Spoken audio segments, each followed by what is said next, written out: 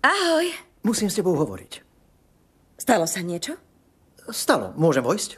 Iste. Čo sa deje? Neviem, ako to mám povedať, tak ti to skrátka poviem. Bože, stále sa hneváš, že si včera nezasunul? Hnevám sa, že som nezasunul na strednej. No ale o tom nehovorím.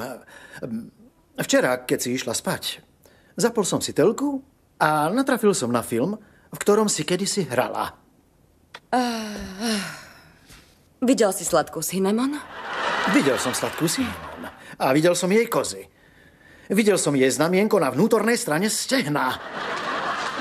Ó, Bože. Človek si myslí, že chodí s normálnou ženou zo Sherman Oaks a potom zistí, že je pornohviezda zo Cinemax.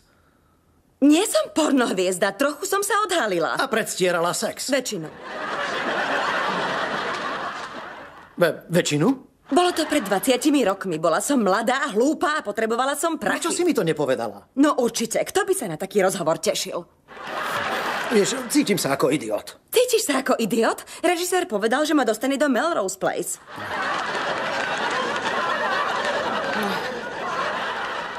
Prepáč. Mala som ti to povedať. Máš ešte nejaké iné tajomstvá? Počkaj, to je obojstranné. Nechcel by si mi niečo povedať? Som ako otvorená kniha. Super, prvá kapitola. Urobil si niečo, za čo sa hanbíš a nechceš, aby to prasklo? Dobre. Keď som bol malý chlapec, mali sme psa Rustyho, ktorý miloval arašidové maslo. A môj brat ma presvedčil, že najlepšie ho nakrmím, ak si to natriem na semeníky. Nie je divu, že ten pes strašne pribral. Aby som to skrátil, popuskal som muža. Lebo ako inak som mal zistiť, či nie som gej? Na čo si prišiel? Síce milujem muzikály na Broadway a mám cit pre módu, ale tam to končí.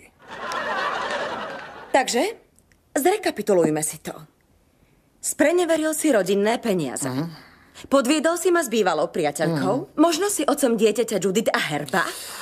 Nepovedal si svojmu zosnulému bratovi, že žena, po ktorej išiel, je vydatá za manekína, pretože ti dala $50,000 za mlčanie. A čo je najhoršie, nakazil si psa žltačkou typu B.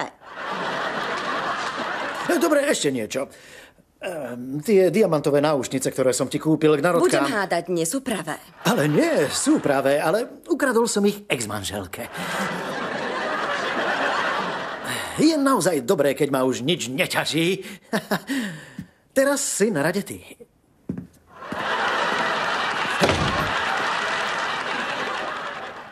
Asi som nemal ísť prvý.